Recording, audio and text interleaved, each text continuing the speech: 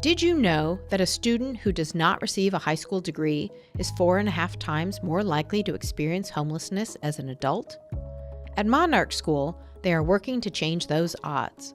Monarch educates youth experiencing homelessness in San Diego and empowers them to succeed in both school and life. To learn more about Monarch School and find ways to get involved, please visit monarchschools.org.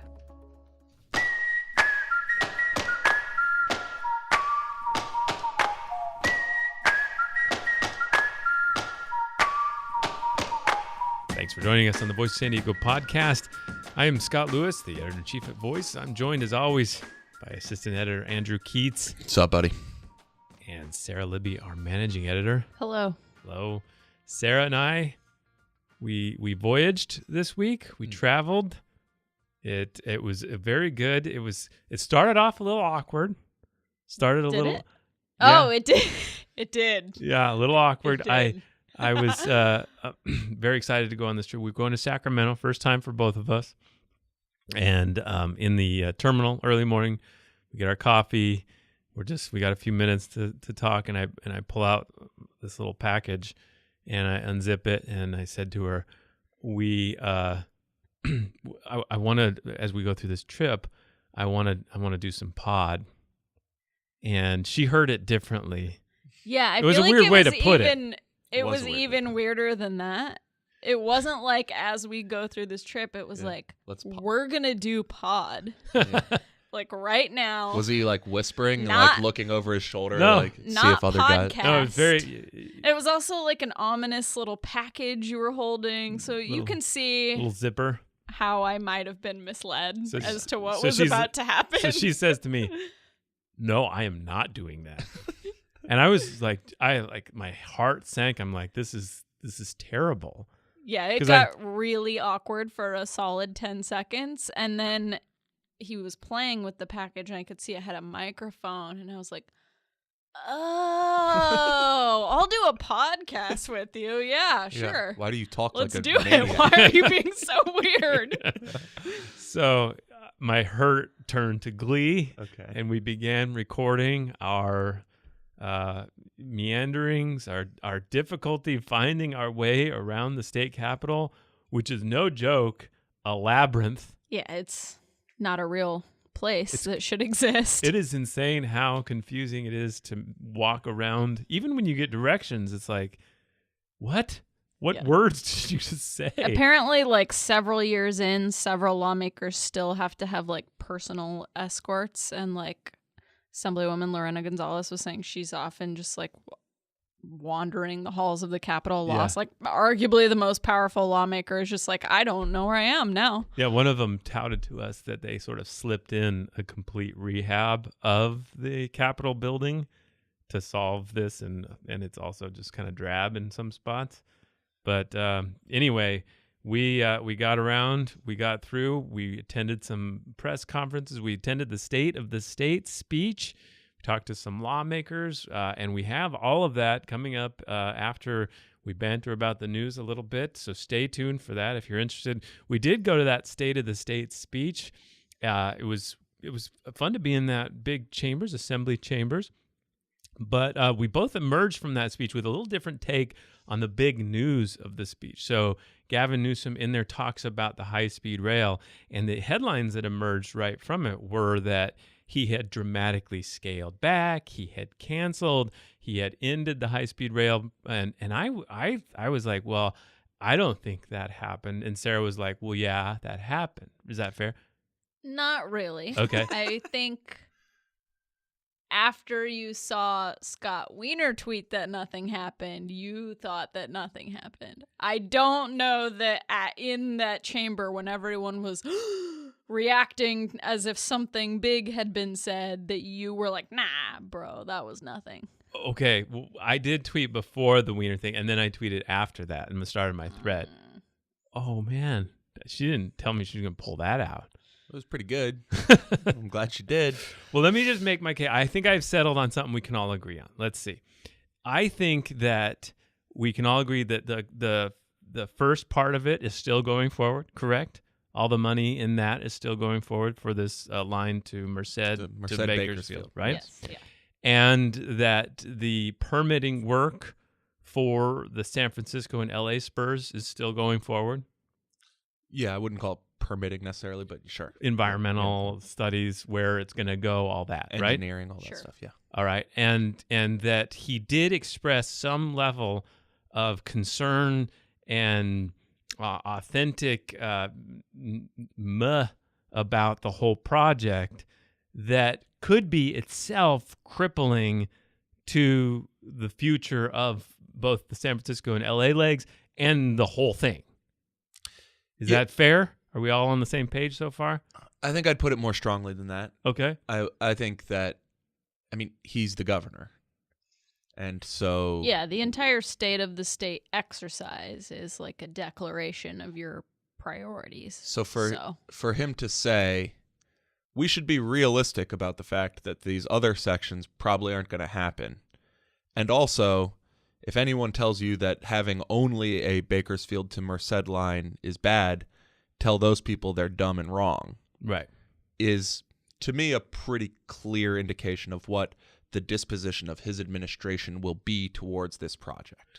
But then, yes, there was added confusion as Scott Wiener comes out afterwards and he's like, everybody who says this has been scaled back is completely wrong. It's all on. And then he comes out, the governor and his chief of staff, and they're like, yeah, we're all in still. Sure. And so I think we could also admit that there was some crazy communications jujitsu going on here, and it might have something to do with protecting the federal government's investment in this and not either jujitsu or just like total chaos, confusion. Maybe we said things badly and now no one knows what's going on. Said they prepare for this thing for like weeks and weeks with like some of the like highest, most important speechwriters in the state, right? They had to know people would be like, maybe giving them too much credit. I mean, maybe. So maybe it's jujitsu, but like to say that a head of state can't say something confusing is... It's true. But where did you end up? I did end up basically that they were trying to parse this in such a way that they could allow Anthony Weiner and others to claim, like, look, nothing has changed. Scott, excuse me, Jesus. You have never got the name right in your life. I'd say his entrance into this would be something. Yeah, Anthony Weiner's. Well, yeah, I bet he'd have a hot take. Breaking emails discovered. Scott Wiener can say, look, on paper, absolutely nothing has changed. Mm-hmm. Everything that was going forward before is still going forward. This was always the plan. And to still have the rhetorical gain of casting aspersions on the project. But I think that saying that the other elements of the project, we need to face it, are unrealistic, and that this what is being built now, if it were to be the only thing, is still worthwhile, is like that seems meaningful to me, even if nothing is taken off of the books or the environmental planning is not canceled in its tracks. Yeah, I mean, if Jerry Brown suddenly said these words, I think we would all agree it was like a major departure for him. So the fact that the next governor said them, I think still represents a big turning point or a shift. I agree. I think the way he put it, I would say, was planned. And I think that there's two potential reasons. One, I think there's probably a legal reason that they don't have to give the money back to the feds that has been allocated for this, so they can't say they've canceled the whole thing or canceled part of it or whatever. And I think the second thing is, I think he does kind of like that there was a message sent out that he was rolling this back, and that he doesn't mind necessarily cleaning it up with the few others who are passionate about high-speed rail and saying, no, it doesn't. So he doesn't mind necessarily that there's two parallel thoughts going on.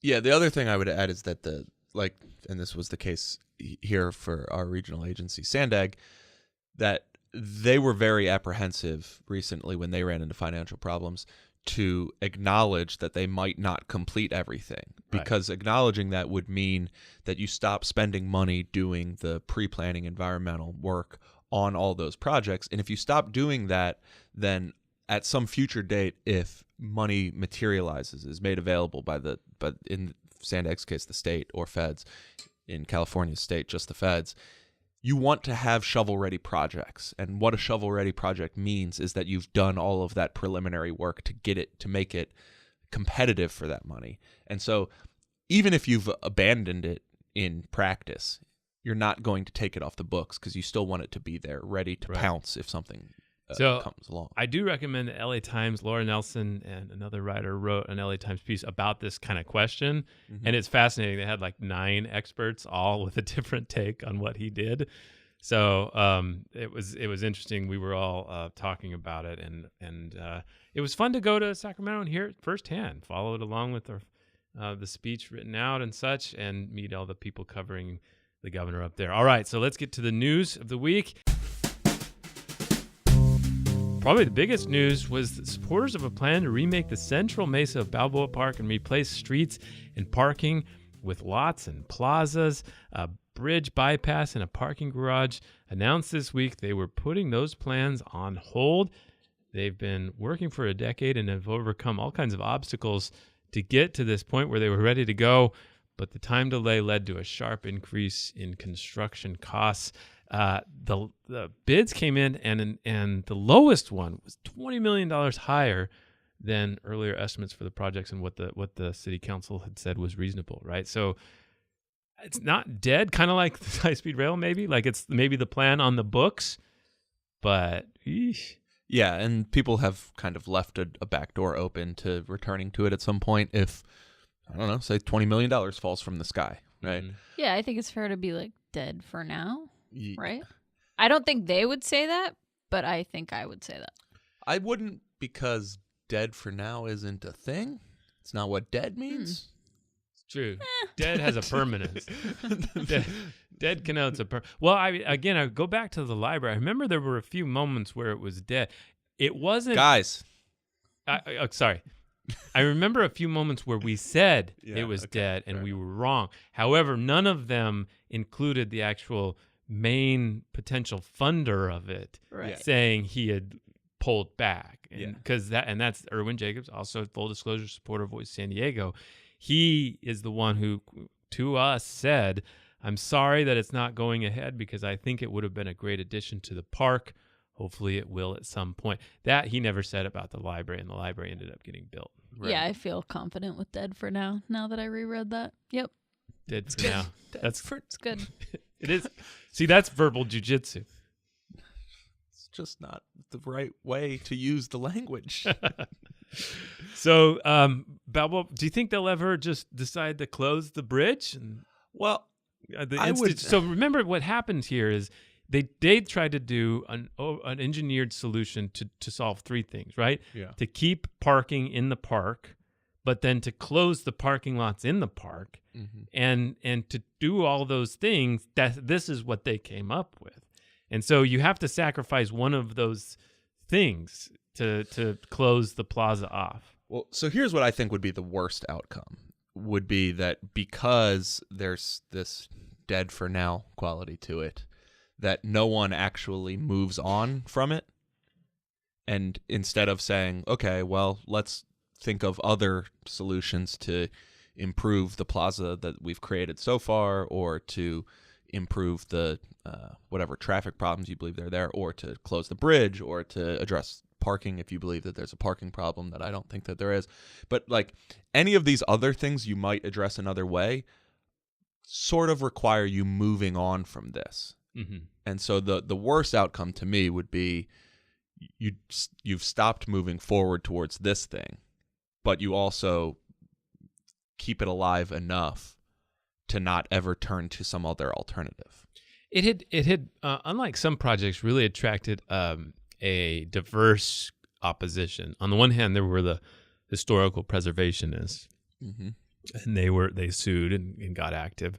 There was also a kind of just protectionist. I wouldn't necessarily put them in preservation category, but just like a don't do anything kind of feel, like just leave the park alone. It's fine.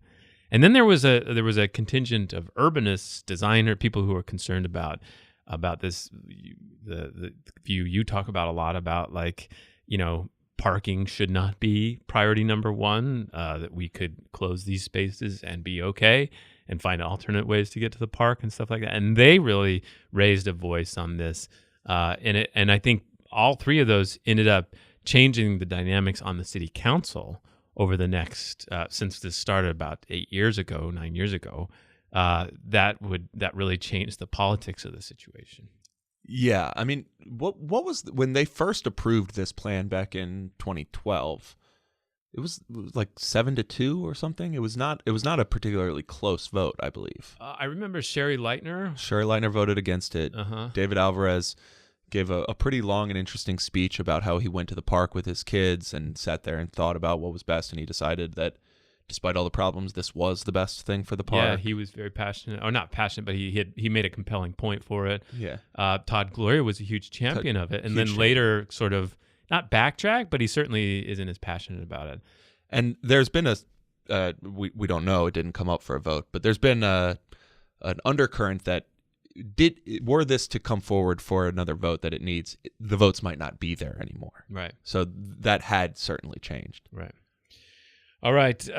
One of the first things the new leader of the San Diego Association of Governments, Hassan Akrada, did was acknowledge the agency would not be able to meet its regular requirement to produce a long-term plan for regional transportation. You had a story this week that last week he went to the board and kind of shocked a few of them. Not all of them, we were clarified. Shocked a few of them when he went further, and he said the region simply can't meet state requirements for thwarting climate change the way things are and the way they're headed. And the agency either needs to convince state leaders to change the law or just completely reimagine how people get around San Diego. Yeah, so it's maybe it shouldn't be that surprising that he said this, because unlike every other time that Sandag has been pressured to make changes to its transportation system, those decisions were being made by the same people who had made the previous decisions that they were being asked to change. He comes in new. He has no emotional connection to those previous plans.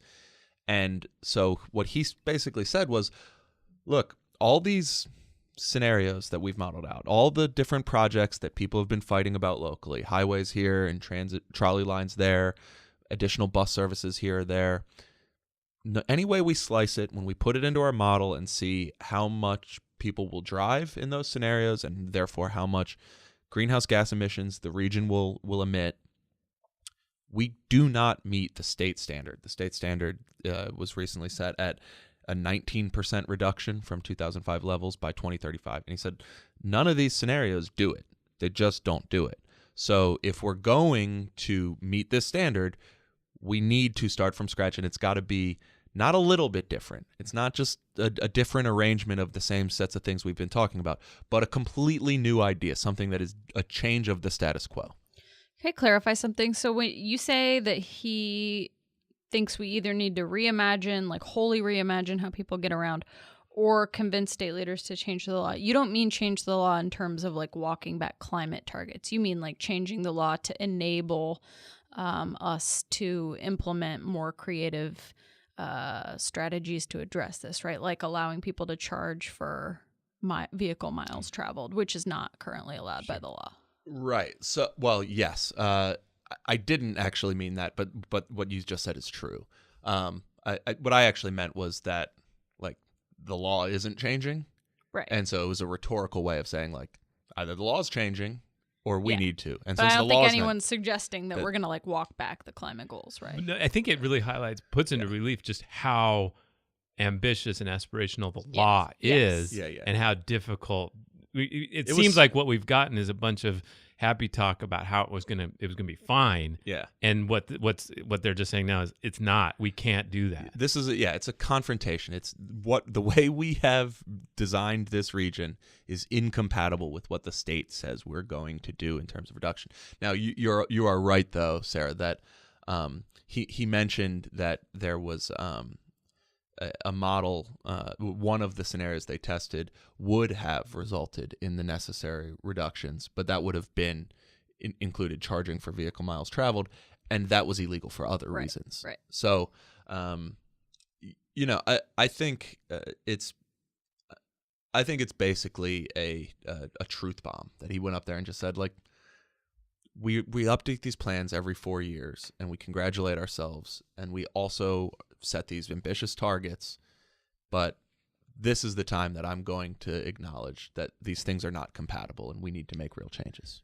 Yeah, and it's like a truth bomb in the sense that it's sort of an admission that up until now we've just been Playing games. essentially lying that we're going to meet them.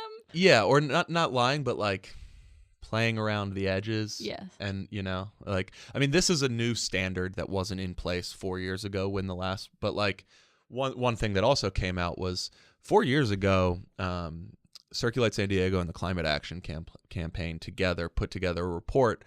They did a data request, and they said, this regional transportation network that you're proposing to adopt, by your own model, it says that only 15% of people in the city of San Diego who live near transit are going to get to work by bike, transit, or walking. Meanwhile, the city of San Diego has already committed itself to the idea that half of people who live in those areas will do the same. And Sandag's response to that was, it's not our problem. Yeah, that's stupid. They shouldn't have done that. They shouldn't have done that. If they can't do it, they shouldn't have done that. And now I think, this is, Mayor Faulkner was up there and he said, we're very serious about this climate plan, and you need to help us with a transit system that allows us to do it. And so I kind of think both from the promises made at the city level and the promises made at the state level are combining on to Sandag and finally forcing them to start making some tough decisions. Okay, so we talked about how doing everything that's on the books about transit right now wouldn't make the change necessary. Yeah. But as Sara alluded to, there is one change that would be rather simple, and it would be to say you can't drive here without paying a fee. Yeah. And that would immediately have a consequence on who drives, right? Sure. Yes. But that is illegal right now? There are different, for the sake of conversation, yes. It's pretty complicated. Okay. But yeah, there are certain things you just couldn't do. Well, we'll see if they try anything like that. All right, so we still have Sara and my podcast quest through the Capitol coming up on the second half of the show. We're also going to talk about the Sweetwater Union High School District and madness with financial situations there. And the county of San Diego made a crazy decision, at least crazy in the terms of what it's done in the past. So we will follow that up.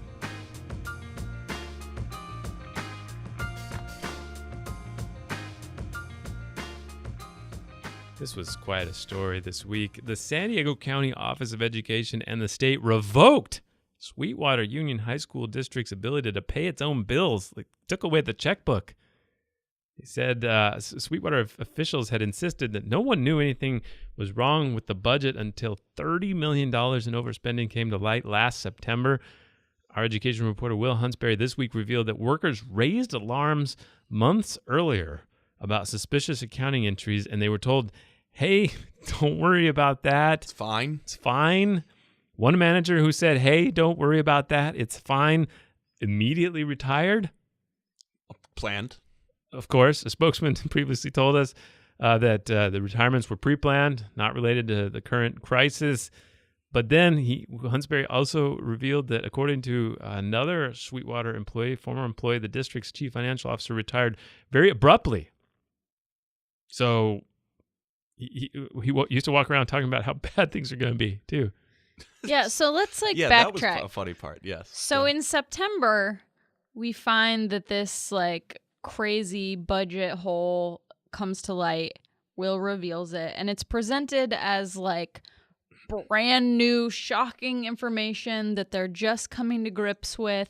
I think it was even presented as possibly some sort of technological glitch, that no one could possibly have seen coming. Yeah. Their Twitter DMs got hacked. Right. And so Yeah. No one could shed light on this because, the people directly involved happen to have retired. Yeah. And wouldn't you know it, a few months of reporting go by, and it seems as if people were raising alarms for months that this very thing would happen, which is, basically the opposite of a shock that just came on suddenly. What is the name of this agency, the state agency? FICMAT. FICMAT. Yeah. So they come in. I never heard of this group. It's like a strike force of auditors, right? I'm pretty into them. I have more questions. I'd like to get to know them better. I'm interested in their newsletter. I still think that the most bananas part of the story is that they came out and publicly said there are 301 entries in your accounting ledger of expenses that you lowballed, and we think those were fraudulent. He Yeah. said, quote, "That, ladies and gentlemen, is a cover-up." Yeah. You couldn't have scripted it better. Yeah. Yeah, and they did this like all very publicly at a meeting, and I feel like it was the meeting in which Sweetwater was like detailing their cuts or something, and so everyone kind of grabbed onto that. That was the first thing that happened at that meeting, and no one really understood that like these state agency parachuted in and was like, "Hi, you're doing fraud." Yeah. Yeah. That's right.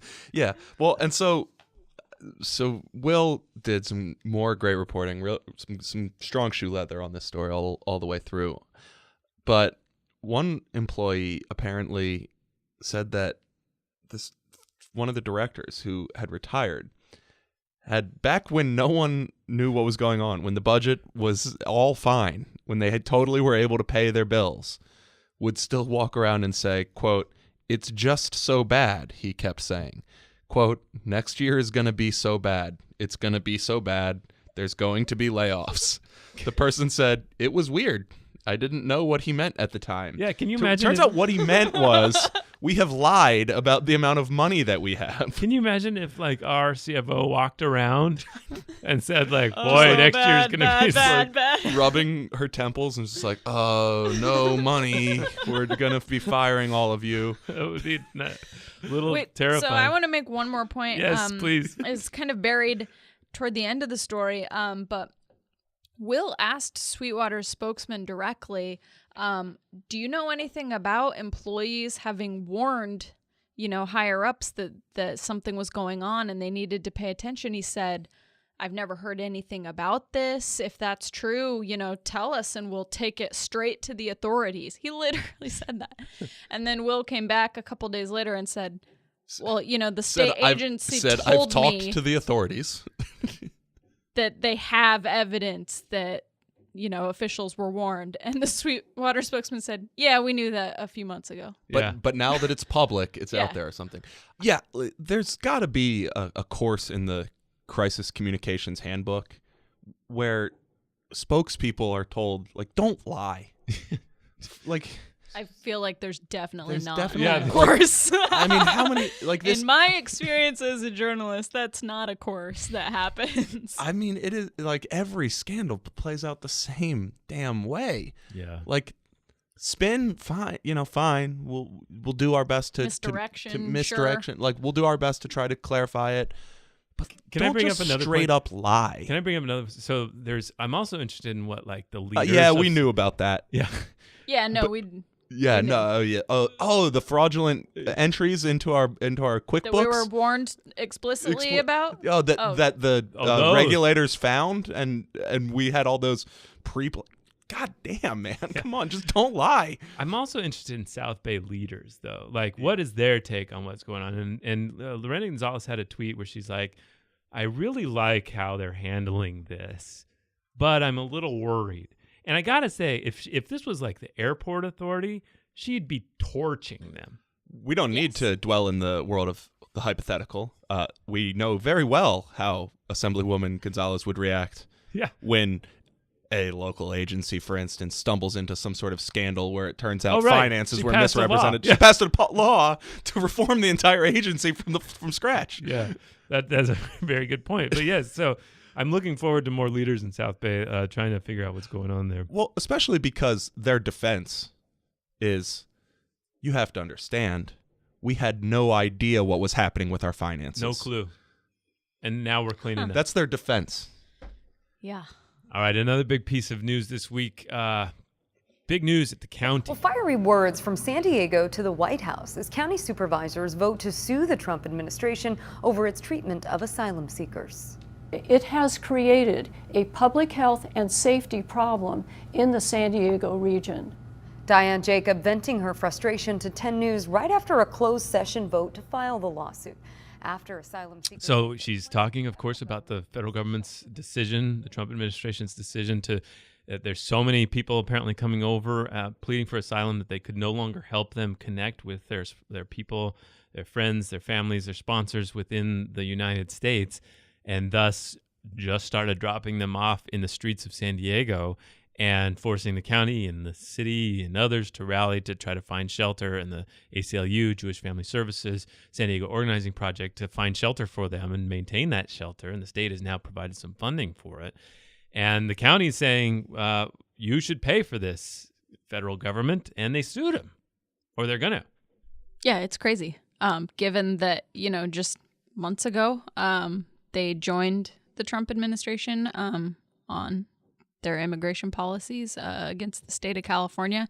Well, sort of. They wanted to get in, and then they missed the deadline, and it was just. But then they put one out there that wasn't technically part of the court record, but was like a sure, like a signatory. You might call it signaling. But yes, yes, and to great fanfare. Yeah, the president tweeted his support, his invited appreciation. him to the White invited House. him to the White House. It's so. For one, I want to say, my old man was asking me last night about what happened here, and I explained it, and he insisted that couldn't be right. I was like, yeah, no, they just leave them on the street. Yeah. He was like, nah, well, that's not true. so there's that. And then the worst part about that whole discussion is people bring it up as like an example of illegal immigration. Let's just be clear. Those people are legally applying for asylum. Yes. They're being initially processed. The government has dropped them off. Yeah, the government is saying, okay, here's America. You're in. Good luck.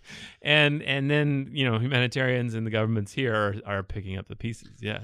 And then so much less interestingly, that basically they're claiming this is like an unfunded mandate. Right. They're basically saying you have decided not to do this job. Right.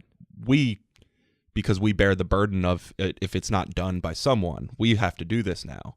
And it really should be your financial responsibility. Right. And they can say, well, we don't want these people to come over or whatever, but you could also work with Congress to come up with a new law. But right now the law says they can apply for asylum. Mm-hmm.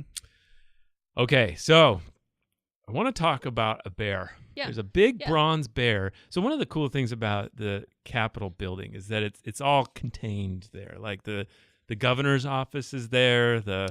All of the constitutional officers' offices are there. Yeah, it's not like in D.C. where the House has its own building, the Senate has its own building, the White House is down the street.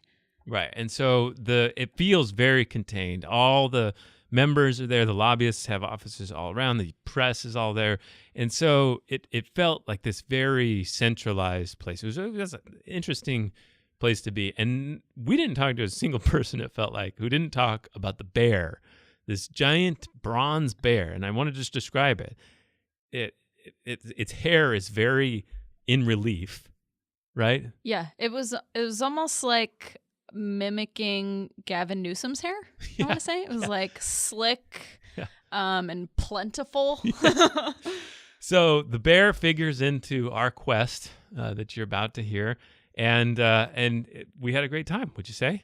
Yeah, definitely. All right, so I hope you enjoy it. This was the Sara and Scott jaunt through Sacramento.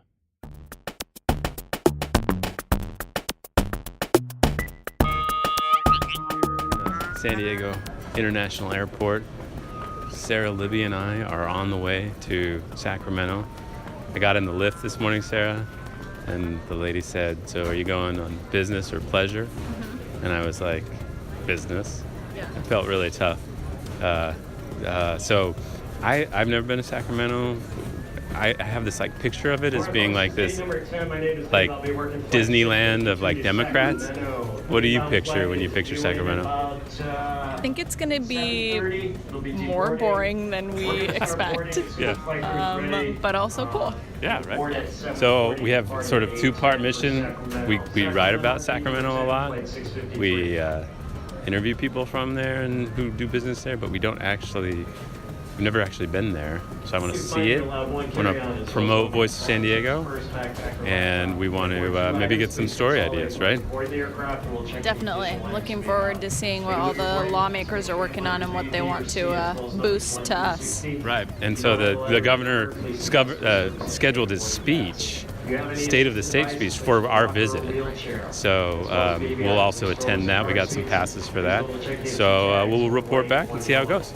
If you are holding a pre-boarding document, we will board you first. Perfect. As a reminder, Thank you. you are pre-boarding for our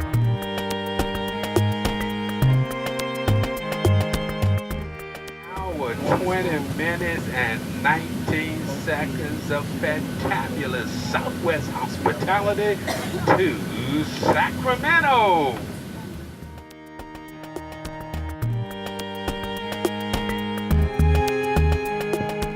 All right, we made it to Sacramento, heading up to the Capitol. Very pleasant grounds, right, Sarah? Extremely pleasant. We're going to go try to figure out where we're going.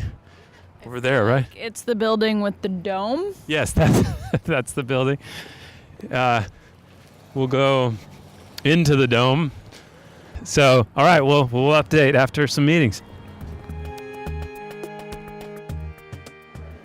Okay, so we just met with Chief of Staff Evan McLaughlin of Assemblywoman Lorena Gonzalez's office. Wow, a lot of youngs walking by. A lot of well-dressed. Potter-looking youngs. Yeah, very Harry Potter. So a little tour going on. So we met with Ann Sammy from Gonzalez's office. It seemed like one of the most interesting things is she's still pushing the AB 5, which is this freelancer rule, which I was finally able to ask them for sure whether there's a test about whether somebody's a freelancer or not. And that means, and one of them is they have to, if they're serving the actual mission of an organization, then they can't be a freelance. They can't be a freelance contractor. And so I was wondering if they didn't check that box, would they still, the other two they checked, would they still be okay as freelancers? And he said no. Under the current interpretation, freelancers wouldn't be allowed. It's going to be very messy, I think. They said there were a few industries that they're worried about. Truckers is one of them. There's like people who sell makeup like Mary Kay, and so they're going to have to iron out all those various industries' concerns. Yeah. So that's one we're going to watch.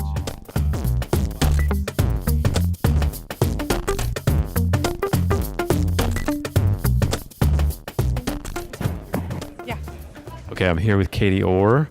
She's with KQED. She used to be San Diegan, KPBS, big somebody we followed and were around all the time, and now she's in Sacramento.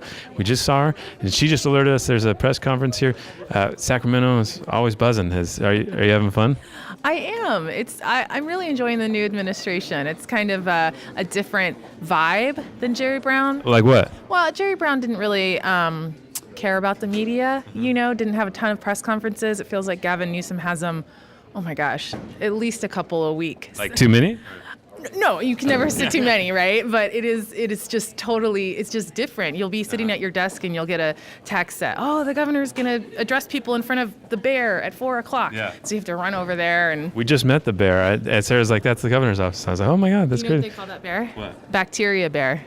Because everybody's touching it? Because all the little kids go by and touch it on their field trips. And so you're always advised not to touch the bear.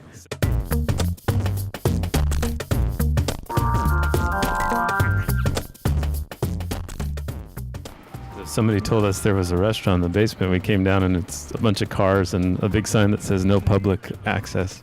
But we're not public. We're like VIPs, right? Absolutely. Yeah. Right? It's quite crazy how difficult this is. Everything is a labyrinth. This is insane. All right. We're totally cool that we have all our act together.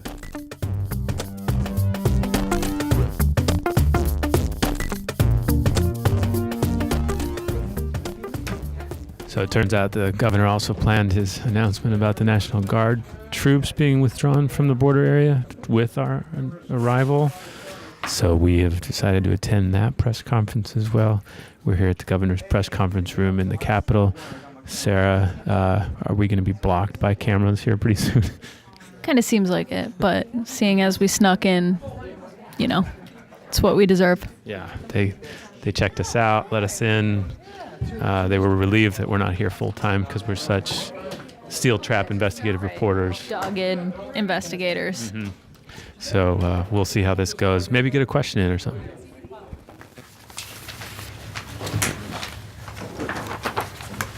So thanks everybody for taking the time on relatively short notice. As it has been reported tomorrow at the State of the State, I intend to broaden our effort through and explain some more nuanced details. Governor Scott Lewis, Voice of San Diego. So we did a piece about how the National Guard was involved in an immigration detention effort. How do you make sure that doesn't happen? And what exactly were the Guard units doing? Well, we can talk more about that. General Baldwin can answer that, from car maintenance to the work that they were doing as it relates to surveillance. There's other specific work that we think is appropriate. Again, we're going to build on that. The general will come up in a moment and lay out the details of what the existing appointment. But I will say this, there's an additional point I need to make. Actually are doing work that precludes them from getting the training and the skills and the time off that is necessary to make sure that they're prepared for more appropriate deployment. So this is actually hurting our readiness, which is another point of it should be emphasized.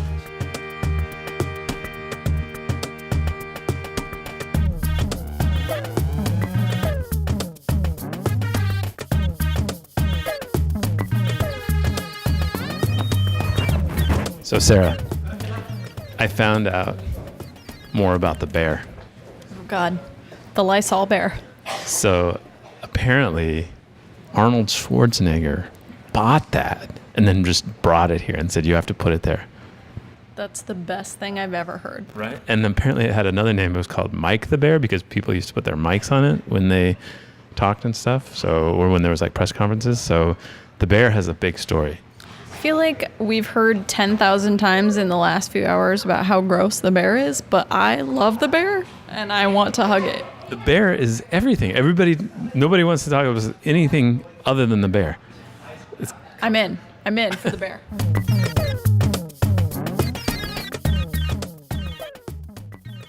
And then we just met with Brian Jones. We asked him what the future of the Republican Party was, and he said it was a plane crashing. Yeah, he did, and he said he's in it until the end. So. All right. Well, we'll have more of his interview too. Well, there's an adage in flying. I'm not a pilot, but I've heard the adage: when the plane is failing and crashing, you fly to the crash site, meaning you don't give up flying until impact. Right. And so I'm committed to the Republican Party, and I don't think we're going to crash and burn. I certainly hope we don't. And I don't think a third party is an option, and so I'm in the leadership. We're going to fly this thing until we straighten it out and start gaining altitude again.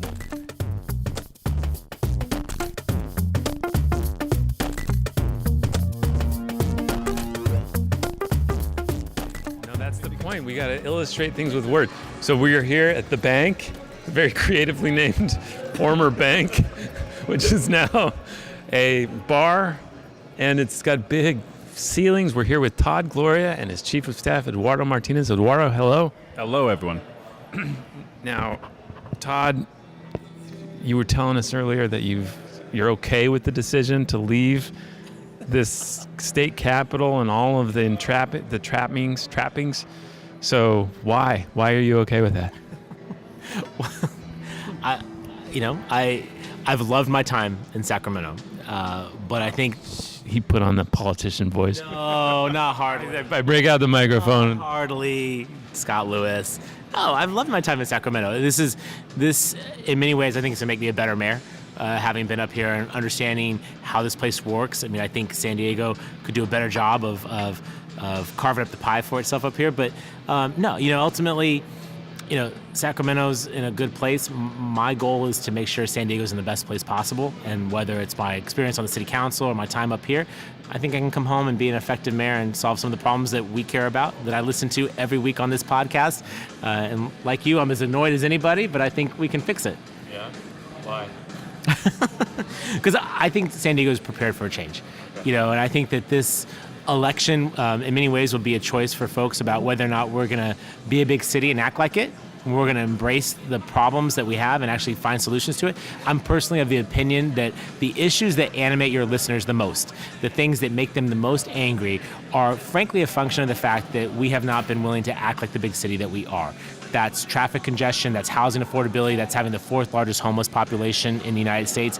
A big city would understand, embrace, and engage on these issues. We haven't really done that, and I'm putting all my chips in the middle of the table saying that I believe San Diegans are ready to take this on with the right kind of leadership. I want to provide that leadership. Did you see that? He did a poker metaphor. Was that for me? He did it earlier, so I don't think he knows that that's your thing. All right, cool. So it was authentic.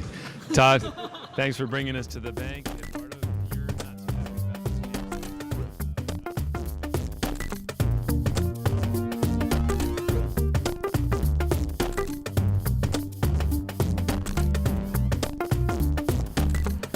We are walking to the Capitol. Probably the last time we're gonna. Sarah, what's actually the likelihood that we find the location where we're supposed to get our credentials for the State of the State speech? We'll find it eventually.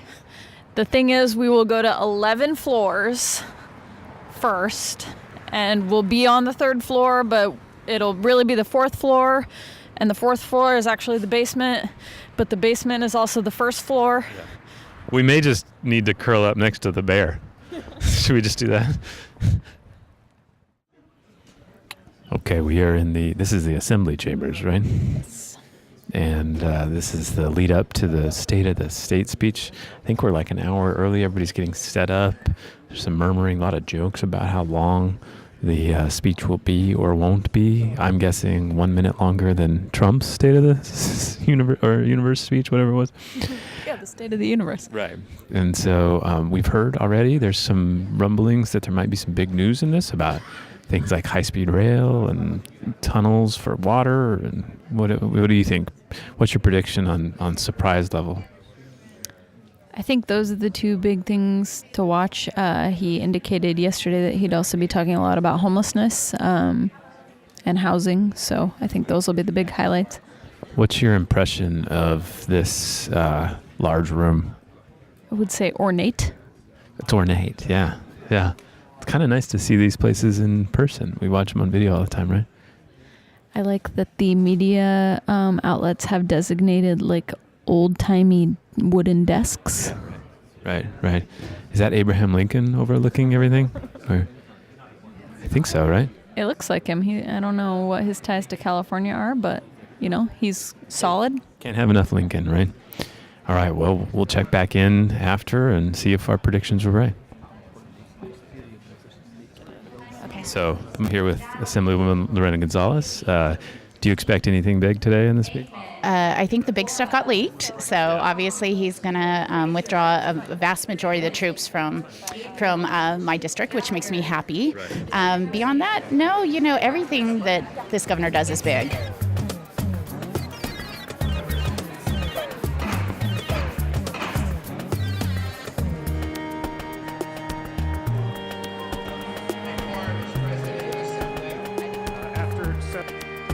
And so much more, which is why we are here today for your very first State of the State.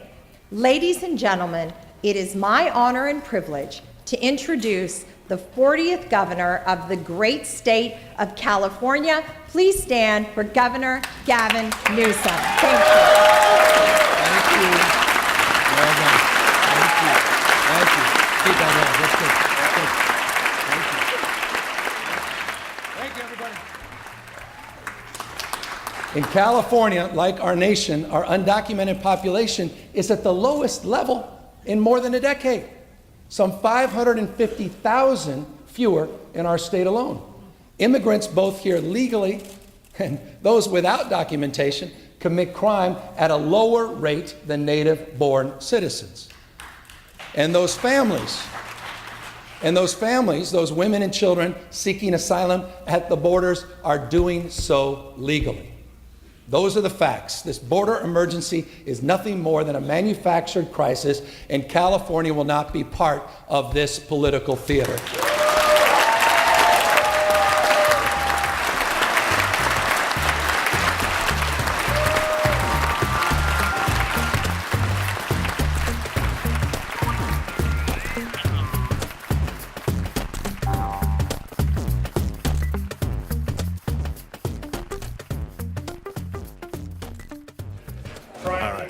good speech. You did notice something about the San Diego mentions. On the good side, he appears to know that San Diego exists.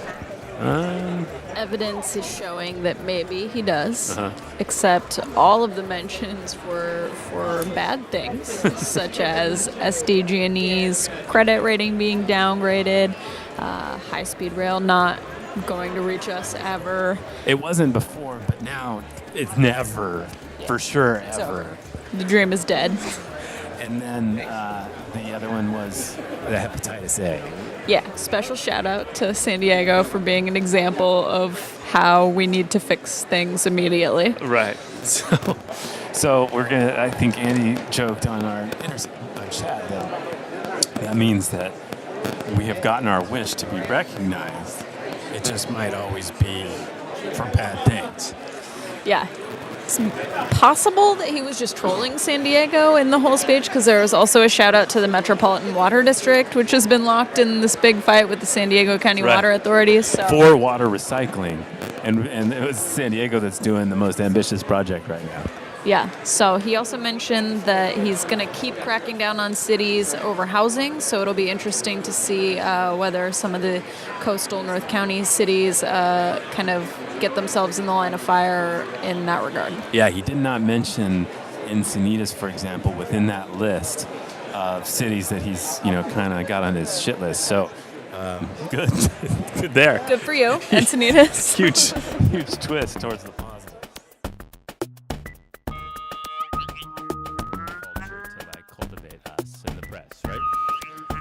So, and then the second highlight that really stood out is it seems like the bill of the year in the California legislature is going to be that police officer-involved shootings bill that Shirley Weber has pushed forward again, and that Tony Atkins and other folks, including the police unions, have put together an alternative. And that rivalry is going to really define the next few months of a lot of discussion around the legislature, right?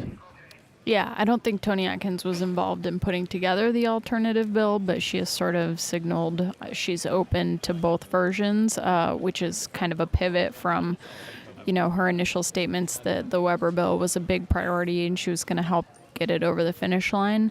So I think, it was a really, really hard fight last time around, and now it's going to be even harder now that there's this alternative, no matter what you think of it, there's this other plan that could give lawmakers cover to say, well, we're doing something. Yeah, so at the end of last year, remind me, Weber had this bill that would have really made it hard to justify, or much more difficult to justify officer-involved killings of folks. And now, when that was resolved, basically it was left at we'll try to come up with an alternative that everybody can be happy with.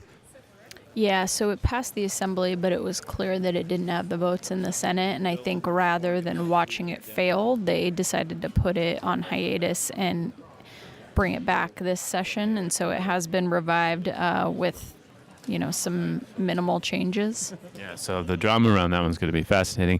I asked Assembly Member Shirley Weber about that.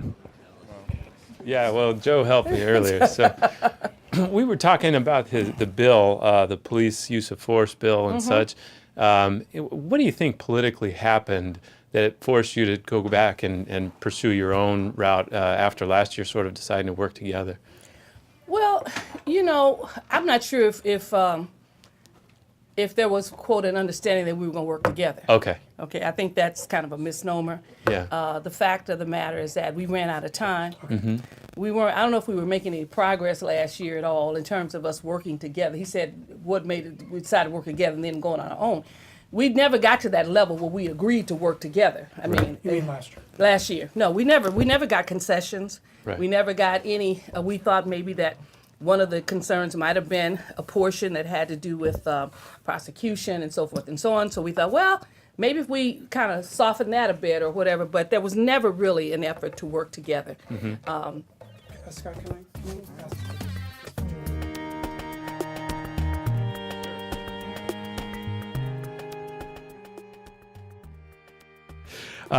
Let's do a quick review. So, Assemblywoman Weber, what did you think of that conversation? Obviously, a lot of it on background, but They have a big fight on their hands with this bill, and I'm not sure it's going to be any easier than the last time around. In fact, I think it's going to be even harder now that there's a competing bill to address police shootings. And so, man, it's going to be fireworks.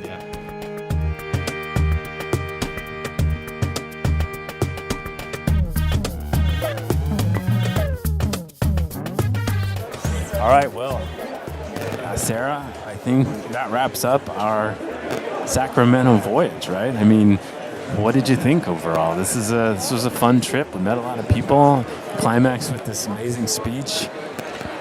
Yeah, I mean, we met a lot of people, kind of got the lay of the land, and also there's a bear, and it's all anyone cares about.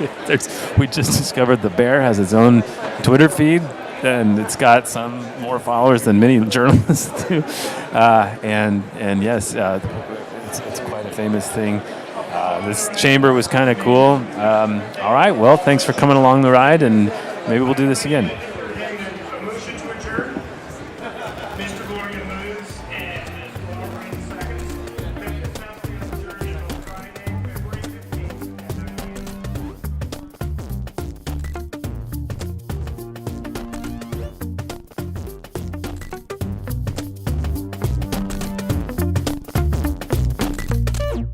Thanks for listening to the Voice of San Diego podcast. So to keep up with all the work we're doing in and about Sacramento, check out our Sacramento report. That comes out every Friday. Sara does that. Sara, we're trying to lay the groundwork for eventually having, a Voice San Diego bureau up there or something, right? That would be dope. Wouldn't that be great? Also, if you're not already, you can subscribe to our morning report. We'll send you the most important San Diego stories of the day, including our work. Get these all at voiceofsandiego.org/newsletters. Coming up in a second, we'll have a sponsored interview hosted by our producer, Nate John. But for this portion of the show, I'm Scott Lewis, CEO and editor-in-chief of Voice of San Diego. Andy Keats is assistant editor. Sara Libby is managing editor. And this show is produced by Nate John and Adriana Heldes. Nate performed history with this Quest podcast we have done. Never done one of those on the show. Thank you, Nate, for stitching that together. We did pod. We'll talk to you next week. I like red. Favorite food? Artichokes. Really? Favorite movie? Well, I guess it would have to be swimming pool. Favorite place to work? I love working where I'm working now. Where's that? M&M Inc. My name is Tanya Castaneda, and I'm Vice President of Public Relations at Manilatos Nelson Murphy Inc. And can you tell me a little bit more about yourself? Like how you started working there? What were you doing before? I've had a long career in the media and communications industry. So Okay. I started out as a reporter years ago, worked for a bunch of different newspapers, and most recently worked for the Port as the public information officer. So I've been on both sides of the microphone and both sides of the notepad. Mhm. And working at the Port as the public information officer, I really was able to delve into a lot of really important projects in San Diego and really hone my public relations craft. And so I really am just passionate about building trust in the institutions that serve us, governments, nonprofits, businesses, and developments. I really am a believer in good government. I'm a believer in public participation. And so Manilatos Nelson Murphy Inc. reached out to me with an opportunity. And so I joined as Vice President of Public Relations. What I love about M&M is that it's one of the few firms in San Diego that really specializes in public affairs, public relations, and does it well. What does that mean? Public affairs is a unique specialty within the public relations field, and it's about the intersection of government, the media, and the public. And our clients are broad. We have a broad range of clients from government to development to nonprofit. And what's great about working at M&M is I'm working with some of the best people in the city. The network that I'm part of is incredible. We have a huge network on both sides of the political spectrum. We know so many of the people in town who are the decision makers and the leaders, and we're able to build these coalitions for our clients that really serve the public. They really help achieve the goals of our clients, such as one example might be getting a policy finalized. Another goal might be getting a development project built. Another goal might be raising the profile of an organization. We might want to help them become more appreciated and more understood by the people here. Of those examples, is there one specifically that you can think of that you're especially proud of recently? One of the things that we work with, in addition to our clients that I mentioned, we actually work with water agencies in 7 different states. So we have a very, very talented team of marketing and advertising professionals, and their specialties range from print collateral to digital, and Right. all different kinds of advertising. And I'm really proud of the work they do as well. And at times we work hand in hand, such as when we're doing a campaign. Okay. And how long have you been at M&M now? Been at M&M less than a month. Okay. How is it in the first month? I've been at Voice of San Diego for 2 months now, so still kind of fresh. How is it in the first month? I am just so impressed with the breadth of the work I get to do. I look forward to coming to work each day because we get to serve some of these institutions that are iconic San Diego institutions. The clients we get to work with, we really provide them with excellent service. And I'm able to use my public affairs, public relations skills and experience and network and just have a diversity of experience, which is a lot of fun. So maybe this is an awkward question, but this is about you. So what about you? Like, why are you so good at that? Like, what are the skills that you have that make you really effective at doing that for people or for organizations? Well, I have to say that having been in San Diego for some time, probably about 13 years now, I've developed a really great network and a lot of people who I can outreach to and really talk to them and talk about a project or talk about a client, and they'll listen. And what's great about that is that I've gained a reputation in public relations because I'm accredited. Very few people in public relations become accredited in public relations. What does that mean? That's a worldwide credential recognized by dozens of public relations institutions. It is a signal that I adhere to the highest standards of the profession in terms of ethics, progressive practices, and research-based decision-making. So being able to have those letters after my name really mean a lot. And I've noticed that people really notice it and say, what does that mean? And I'm able to explain to them that when I'm offering public relations, it's not just me saying I'm good with people. Yeah. It's me knowing that I can look at the research. I can work on surveys. I've worked on many research efforts to inform how we're going to tell people about something. Thank you so much for coming into the Voice of San Diego podcast studio. Thank you. If you want to get in touch with Tanya Castaneda and M&M Inc., you can find them at mnmadpr.com. Thanks again to our supporters at M&M for sponsoring this segment. And if you'd like to be featured here, you can write to us at development@voiceofsandiego.org.